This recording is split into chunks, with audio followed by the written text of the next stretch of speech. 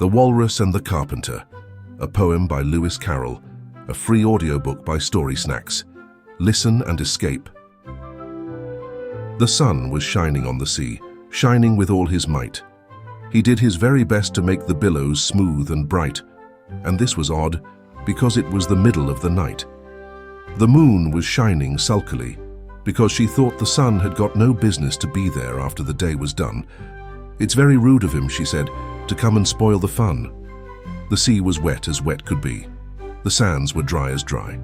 You could not see a cloud because no cloud was in the sky. No birds were flying overhead. There were no birds to fly. The Walrus and the Carpenter were walking close at hand. They wept like anything to see such quantities of sand. If this were only cleared away, they said, it would be grand.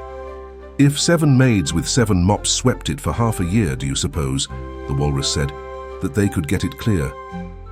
"I doubt it," said the Carpenter, and shed a bitter tear. "Oh, oysters, come and walk with us." The Walrus did beseech.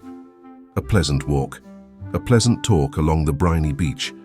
We cannot do with more than 4, to give a hand to each. The eldest oyster looked at him, but never a word he said. The eldest oyster winked his eye and shook his heavy head, meaning to say he did not choose to leave the oyster bed.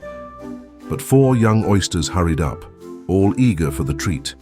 Their coats were brushed, their faces washed, their shoes were clean and neat, and this was odd because you know they hadn't any feet. 4 other oysters followed them, and yet another 4. And thick and fast they came at last, and more and more and more, all hopping through the frothy waves and scrambling to the shore. The Walrus and the Carpenter walked on a mile or so, and then they rested on a rock conveniently low, and all the little oysters stood and waited in a row.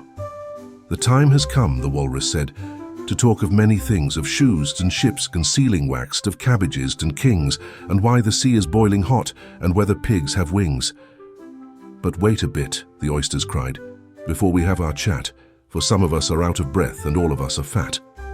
"No hurry," said the Carpenter. They thanked him much for that. "A loaf of bread," the Walrus said, "is what we chiefly need. Pepper and vinegar besides are very good indeed. Now if you're ready, oysters dear, we can begin to feed." "But not on us," the oysters cried, turning a little blue. "After such kindness, that would be a dismal thing to do." "The night is fine," the Walrus said. "Do you admire the view?" "It was so kind of you to come, and you are very nice." The Carpenter said nothing, but cut us another slice. "I wish you were not quite so deaf. I've had to ask you twice."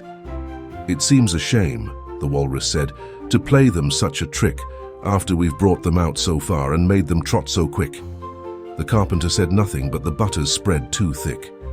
"I weep for you," the Walrus said. "I deeply sympathize."